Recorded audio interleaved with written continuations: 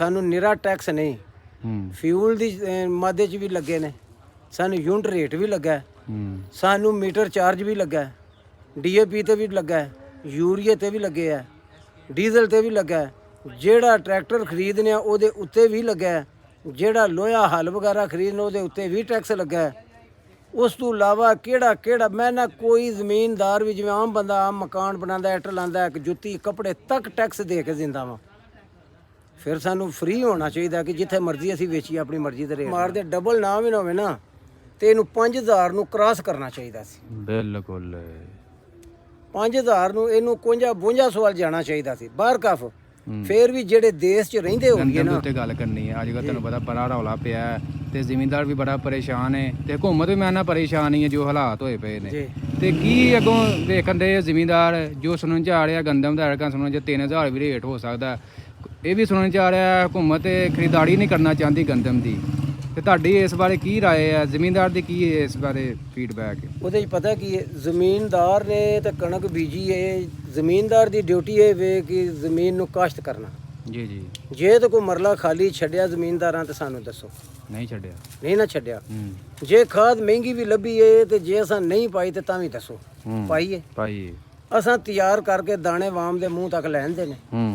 ਰੱਬ ਨੇ ਕਰਮ ਕੀਤਾ ਤੇ ਅੱਗੋਂ ਵੀ ਜਿੱਥੇ ਇੱਥੋਂ ਤੱਕ ਲੈਂਦਾ ਅੱਗੋਂ ਵੀ ਉਹਨੂੰ ਤਿਆਰ ਕਰੇਗਾ। ਪਿਛਲੀ ਕਣਕ ਸਾਡੀ ਜਿਹੜੀ ਉਹ ਓਪਨ, ਮੇਰੇ ਕੋਲ ਹੁਣ ਵੀਡੀਓ ਕੋਈ ਨਹੀਂ ਤੇ ਤੈਨੂੰ ਮੈਂ ਦੇਂਦਾ, ਉਹ ਵੀ ਓਪਨ ਗਦਾਮਾਂ 'ਚ ਉਗਦੀ ਏ ਪਏ। ਅੱਛਾ। ਸਾਂ ਵੀ ਨਹੀਂ ਹੋਈ। ਨਵੀਂ ਕਣਕ ਦਾ ਜੋ ਰੇਟ ਵੀ ਕੱਢਣਾ ਦਬਾ ਤੇ ਜ਼ਿਮੀਂਦਾਰ ਉਤੇ ਵੇ। ਅੱਛਾ, ਤੁਹਾਡੇ ਖਿਆਲ 'ਚ ਰੇਟ ਕਿੱਥੇ ਹੋਣਾ ਚਾਹੀਦਾ? ਰੇਟ ਐਤਕੀ ਪਿਛਲੇ ਸਾਲ ਸੀ ਨਾ 100 ਘੱਟ 4000। ਹਾਂਜੀ। ਜਿਸ ਹਿਸਾਬ ਨਾਲ ਡਾਲਰ ਦੇ ਨਾਲ ਹਾਰਸ਼ਾ ਯਕਦਮ ਵਧੀ ਹੈ ਨਾ, ਚਲੋ ਅਸੀਂ ਝੂਠ ਨਹੀਂ ਮਾਰਦੇ, ਡਬਲ ਨਾ ਵੀ ਨਾ ਹੋਵੇ ਨਾ ਤੇ ਇਹਨੂੰ 5000 ਨੂੰ ਕ੍ਰਾਸ ਕਰਨਾ ਚਾਹੀਦਾ ਸੀ। ਬਿਲਕੁਲ 5000 ਨੂੰ ਇਹਨੂੰ 52 ਵੱਲ ਜਾਣਾ ਚਾਹੀਦਾ ਸੀ ਬਾਹਰ ਕਫ। ਫੇਰ ਵੀ ਜਿਹੜੇ ਦੇਸ਼ 'ਚ ਰਹਿੰਦੇ ਹੋਈਏ ਨਾ ਉਸ ਦੇਸ਼ ਦੇ ਕਾਨੂੰਨ ਨੂੰ, ਉਥੋਂ ਦੇ ਨਿਜ਼ਾਮ ਨੂੰ ਹੀ ਫਾਲੋ ਕਰਨਾ ਸਾਡਾ ਹੱਛੇ ਸ਼ਹਿਰੀ ਹੋਣ ਦਾ ਮਤਲਬ ਕੀ ਸਬੂਤ ਹੈ। ਬਿਲਕੁਲ ਸਹੀ ਗੱਲ ਹੈ। ਅਗਰ ਸਾਡੀ ਹਕੂਮਤ ਸਾਨੂੰ ਇੰਜ ਖਰੀਦ ਕੇ ਰਾਜ਼ੀ ਹੈ ਤੇ ਅਸੀਂ ਹਕੂਮਤ ਦੇ ਖਿਲਾਫ ਨਹੀਂ। ਕਿਉਂ? ਉਹਦੇ 'ਚ ਇਹ ਵੇ ਕਾਸ਼ਤਕਾਰ ਰੋਜ਼ ਵੀ ਪੋਸਟਾਂ ਲਾਣ, ਇਹਨਾਂ ਕੋ ਕਾਸ਼ਤਕਾਰ ਦੀ ਮੰਨ ਲੈਣੀ ਹੈ? ਨਹੀਂ ਮੰਨਣੀ। ਹਕੂਮਤ ਨੇ ਤੇ ਵੇਖਣਾ ਹੈ ਕਿ ਸਾਡਾ ਸਿਸਟਮ ਕਿੰਝ ਚੱਲਦਾ ਹੈ। ਤੇ ਮਕਸਦ ਇਹ ਵੇ ਕਿ ਅਗਰ ਅਸੀਂ ਇਸ ਮੁਲਕ 'ਚ ਰਹਿੰਦੇ ਹਾਂ, ਇਸ ਮੁਲਕ ਦੇ ਕਾਨੂੰਨ ਨੂੰ, ਇਸ ਮੁਲਕ ਦੇ ਨਿਜ਼ਾਮ ਨੂੰ, ਇਸ ਮੁਲਕ ਦੇ ਰੇਟਾਂ ਨੂੰ, ਇਹਨਾਂ ਦੇ ਮੁਤਾਬਕ ਚੱਲਣਾ ਸਾਨੂੰ ਚਾਹੀਦਾ ਔਰ ਵੇਖਣਾ ਚਾਹੀਦਾ ਹਕੂਮਤ ਨੂੰ ਵੀ ਤੇ ਦੇਖਦਾ ਫਿਰ ਕਿਸਾਨ ਕਿੱਥੇ ਪੀਸ ਰਿਹਾ। ਬਿਲਕੁਲ ਸਹੀ। ਤੇ ਅਗਰ ਮਤਲਬ ਕਿ ਮਿਹਰਬਾਨੀ ਕਰੇਗੀ ਤੇ ਚਲੋ ਕਾਸ਼ਤਕਾਰ ਵੀ ਜਿਹੜਾ ਵੇ ਇਹ ਵੀ ਚੰਗੀ ਈਦ ਮਨਾ ਲੈਣਗੇ। ਹਾਂ ਜੀ, ਹੁਣ ਇਹ ਤੁਹਾਨੂੰ ਪਤਾ ਗੰਦਮ ਦੇ ਇਹਨਾਂ ਇਹ ਆਪਣੀ ਫਸਲ ਤੇ ਹੀ ਉਹਨਾਂ ਨੇ ਆਸਾਂ ਉਮੀਦਾਂ ਲਾਈਆਂ ਹੁੰਦੀਆਂ। ਮੈਂ ਨਾ ਜੀ ਹਰ ਸ਼ੈ ਐਤਕੀ ਜਮਾ ਪੂੰਜੀ ਜਿਹੜੀ ਜ਼ਾਫੀ ਵੀ ਸੀ ਜ਼ਿਮੀਂਦਾਰਾਂ ਦੀ ਉਹ ਲਾਗੇ ਦੇ ਤੇ ਗਈ ਹੈ। ਹਾਂ, ਇਸੇ ਤਰ੍ਹਾਂ ਹੀ ਗੱਲ ਹੋਈ ਹੈ। ਬਿਜਲੀ ਦੇ ਉੱਤੇ ਵੇ ਤੇ ਉਹ ਵੀ ਜੇ ਪਿਛਲੇ ਮਹੀਨੇ ਇੱਕ ਬਿੱਲ ਸੀ ਤੇ ਉਹਦੇ 'ਚ 1 ਯੂਨਿਟ ਅਸਾਂ ਸਾੜਿਆ ਸੀ, ਸਿਰਫ ਮੀਟਰ ਬੰਦ ਪਿਆ ਰਿਹਾ ਉਹਦੇ ਉੱਤੇ ਵੀ ਫਿਊਲ ਪ੍ਰਾਈਸ ਜਿਹੜਾ 750 ਆ ਗਿਆ। ਅੱਛਾ। ਉਹ ਹੁਣ 3 ਮਹੀਨਿਆਂ ਬਾਅਦ ਫੇਰ ਹੁਣ ਜਿਹੜੇ ਦੁਬਾਰਾ ਫੇਰ ਹੁਣ ਵਿੱਚ 2 ਬਿੱਲ ਤਾਰੇ ਨੇ, ਹੁਣ ਫੇਰ ਬਿੱਲ ਆਇਆ ਤਾਂ ਉਹਨੇ ਆਖਿਆ ਉਸ ਮਹੀਨੇ ਦਾ ਹੋਰ ਫਿਊਲ ਪ੍ਰਾਈਸ ਅਜੇ ਰਹਿੰਦਾ ਤੁਹਾਡਾ। ਅੱਛਾ ਜੀ, 1 ਯੂਨਿਟ ਦਾ? 1 ਯੂਨਿਟ ਉਤੇ 1500 ਰੁਪਇਆ ਫਿਊਲ ਪ੍ਰਾਈਸ ਦੇ ਬੈਠਿਆ ਸੀ।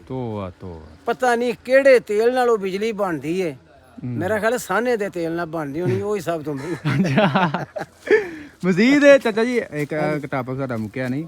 ਆ ਜਿਹੜੀ ਗੰਦਮ ਇਹਨਾਂ ਬਾਹਰੋਂ ਮੰਗਵਾ ਲਈ, ਅੱਗੋਂ ਗੰਦਮ ਜ਼ਿਮੀਂਦਾਰ ਦੀ ਵੀ ਤਿਆਰ ਹੋਈ ਹੈ, ਬਾਹਰੋਂ ਵੀ ਇਹਨਾਂ ਨੇ ਮੰਗਵਾ ਲਈ ਹੈ ਤੇ ਮੈਂ ਨਾ ਇਹਨਾਂ ਨੂੰ ਕੀ ਲੋੜ ਹੀ ਹੁਣ ਬਾਹਰੋਂ ਗੰਦਮ ਮੰਗਵਾਉਣ ਦੀ ਜਦੋਂ ਜ਼ਿਮੀਂਦਾਰ ਦੀ ਤਿਆਰ ਹੋ ਗਈ ਹੈ। ਸਮਝਦੇ ਨੇ ਕਿ ਵਾਮ ਨੂੰ ਗੰਦਮ ਥੋੜੀ ਹੈ, ਮੰਗਵਾਈ ਨੇ, ਮੰਗਵਾਉਣੀ ਚਾਹੀਦੀ ਹੈ। ਹਾਂਜੀ, ਮੰਗਵਾਉਣੀ ਚਾਹੀਦੀ ਹੈ। ਅਗਰ ਜਿਹੜੀ ਘਰ ਦੇ ਵਿੱਚ ਜਿਹੜੀ ਚੀਜ਼ ਨਹੀਂ ਮੌਜੂਦ ਪੂਰੀ ਹੁੰਦੀ, ਮੰਗਵਾਉਣੀ ਚਾਹੀਦੀ ਹੈ, ਦੇਣੀ ਚਾਹੀਦੀ ਵਾਮ ਨੂੰ, ਸਸਤੀ ਦੇਣੀ ਚਾਹੀਦੀ ਹੈ। ਬਿਲਕੁਲ, ਅਸੀਂ ਕਦੋਂ ਵਾਮ ਦੇ ਖਿਲਾਫ ਹਾਂ, ਲੇਕਿਨ ਵੇਖਣਾ ਇਸ ਚੀਜ਼ ਨੂੰ ਚਾਹੀਦਾ ਕਿ ਜਿਹੜੀ ਮੁਲਕ ਦੇ ਵਿੱਚ ਵੀ ਤਿਆਰ ਵੀ ਹੁੰਦੀ ਉਹ ਕਿੰਨੇ ਤੋਂ ਤਿਆਰ ਵੀ ਹੁੰਦੀ ਹੈ। ਹਾਂਜੀ, ਕਿ ਉਂਝ ਸਕੀਮ ਚੱਲੀ ਹੈ ਕਿ ਖਾਦ, ਬਿਜਲੀ ਤੇ ਤੇਲ ਹਰ ਸ਼ੈ ਇਹਨਾਂ ਕੋ ਮਹਿੰਗਾ ਦਿਓ ਕਿ ਆਪੇ ਕਾਸ਼ਤ ਕਰਨੀ ਛੱਡ ਜਾਣ।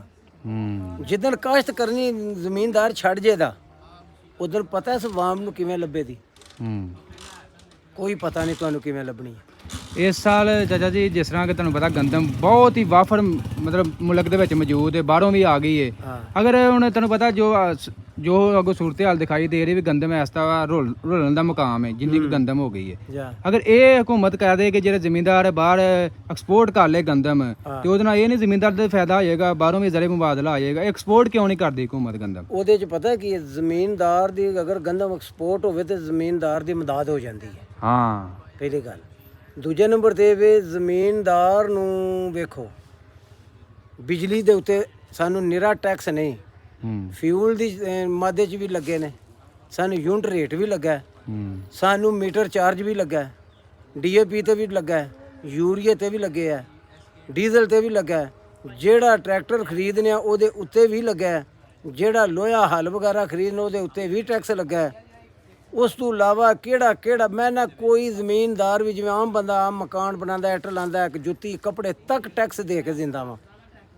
ਫਿਰ ਸਾਨੂੰ ਫ੍ਰੀ ਹੋਣਾ ਚਾਹੀਦਾ ਕਿ ਜਿੱਥੇ ਮਰਜ਼ੀ ਅਸੀਂ ਵੇਚੀਏ ਆਪਣੀ ਮਰਜ਼ੀ ਦੇ ਰੇਟ ਨਾਲ। ਗੁੱਡ ਹੋ ਗਿਆ, ਲੇਕਿਨ ਉਹ ਨਹੀਂ ਹੈ। ਨਹੀਂ ਹੁਣ ਤੇ ਘੁੰਮਣ ਨੇ ਕਹਿਤਾ ਵੀ ਆਪਣੀ ਮਰਜ਼ੀ ਦੇ ਰੇਟ ਨਾਲ ਵੇਚੋ। ਮੈਂ ਪੁੱਛਣਾ ਕਿ ਕਿਹੜਾ ਐਸਾ ਕਾਨੂੰਨ ਹੈ ਦੁਨੀਆ ਦੇ ਉੱਤੇ, ਕੋਈ ਵੀ ਕੰਪਨੀ ਦੁਨੀਆ ਦੇ ਉੱਤੇ ਕੋਈ ਚੀਜ਼ ਵੀ ਜਿਹੜਾ ਬੰਦਾ ਬਣਾਉਂਦਾ ਹੈ ਉਹ ਬਣਾਉਣ ਤੋਂ ਬਾਅਦ ਆਪਣਾ ਰੇਟ ਦੱਸਦਾ ਕਿ ਮੈਂ ਇੰਨੇ 'ਚ ਵੇਚਾਂ ਤੇ ਤਾਂ ਮੈਂ ਬਚਣਾ। ਜ਼ਮੀਨਦਾਰ ਦੀ ਮਰਜ਼ੀ ਦਾ ਰੇਟ ਕਿਹੜਾ? ਕੋਈ ਨਹੀਂ ਜੀ ਰੇਟ ਕਰਦੇ ਹੈ। ਕਹਿੰਦੇ ਜ਼ਮੀਨਦਾਰ ਮੈਂ ਨਾ ਰੱਬ ਦੀਆਂ ਆਸਾਂ ਤੇ ਬੈਠਾ ਹੈ, ਜਾ ਕੀ ਕਰੇਗੀ ਹਕੂਮਤ? ਮੈਨੂੰ ਉਮੀਦ ਨਹੀਂ ਰੇਟ ਘਟੇ। ਹੋ ਸਕਦਾ ਪਿਛਲੇ ਸਾਲ ਅਜੇ ਤੱਕ ਐਸ ਨੀਤੀਆਂ ਫੋਮ ਹੋਈ ਨੇ, ਰੇਟ ਘਟਣ ਦੇ ਚਾਂਸ ਕੋਈ ਨਹੀਂ। ਕਣਕ ਬਾਹਰੋਂ ਆ ਵੀ ਜਾਏ ਨਾ ਤੇ ਕਣਕ ਜਿਹੜੀ ਹੈ ਨਾ 4000 ਤੋਂ ਥੱਲੇ ਨਹੀਂ ਆਉਣੀ, ਤਕਰੀਬਨ ਇਹ ਰੇਟ ਰਹਿਣਾ ਰੇਟ। ਪਰ ਫਿਰ ਵੀ ਇਹ ਵੀ ਤੇ ਵੀ ਜ਼ਿਮੀਂਦਾਰਾਂ ਦਾ ਘੱਟ ਹੈ, ਜ਼ਿਮੀਂਦਾਰ ਦੀ ਨਿਸਬਤ ਹੈ ਰੇਟ। ਲੇਕਿਨ ਉਧਰੋਂ ਜਿਹੜਾ ਗਰੀਬ ਤਬਕਾ ਉਹ ਆਂਦਾ ਰੇਟ 2500 ਹੋਣਾ ਚਾਹੀਦਾ। ਹੁਣ ਹਕੂਮਤ ਜਿਹੜੀ ਕੀ ਕਰੇ? ਤੇ ਗਰੀਬਾਂ ਨੂੰ ਦੇ ਨਾ ਸਬਸਿਡੀ ਗਵਰਨਮੈਂਟ, ਹਾਂ ਗਰੀਬਾਂ ਨੂੰ ਦੇ। ਆਦੇ ਜ਼ਿਮੀਂਦਾਰ ਕੋ ਖਿੱਚ ਕੇ ਕਿਉਂ ਦਏ? ਮੈਂ ਨਾ ਜ਼ਮੀਨਦਾਰ ਕੋਲ ਨਹੀਂ ਖਿੱਚਣਾ, ਵਾਪਸ 700 ਦੀ ਯੂਰੀਆ ਕਰ ਲੈਣ ਨਾ, 1700 ਦੀ ਡੀਏਪੀ ਕਰ ਲੈਣ, ਆਹ ਗੱਲ 3 ਰੁਪਏ ਯੂਨਿਟ ਕਰ ਲੈਣ, 3 ਰੁਪਏ ਯੂਨਿਟ ਕਰ ਲੈਣ, 40 ਰੁਪਏ ਲੀਟਰ ਡੀਜ਼ਲ ਕਰ ਲੈਣ। ਅੱਛਾ ਜੀ, ਮੈਂ ਤੁਹਾਨੂੰ ਦੱਸ ਹੀ ਜਾਣਾ ਨਾ ਸਾਰਾ। 7.5 ਲੱਖ ਦਾ ਵੱਡਾ ਟਰੈਕਟਰ ਕਰ ਲੈਣ, ਕਣਕ ਸਵੇਰੇ ਬਿਸ਼ੱਕ ਮਤਲਬ ਕਿ 1200 ਤੋਂ ਤੋਲ ਲੈਣ। ਇਹ 1996 ਵਾਲੇ ਤੇ ਬੈਕਅਪ ਤੋੜ ਜੇ ਕੰਮ ਤੁਸੀਂ ਇੰਜ ਕਰਨਾ ਨੇ ਤਾਂ ਇੰਜ ਹੀ ਹੋਣਾ ਕੰਮ ਜੀ। ਅੱਲਾ ਦੇ ਅੱਗੇ ਨੇ।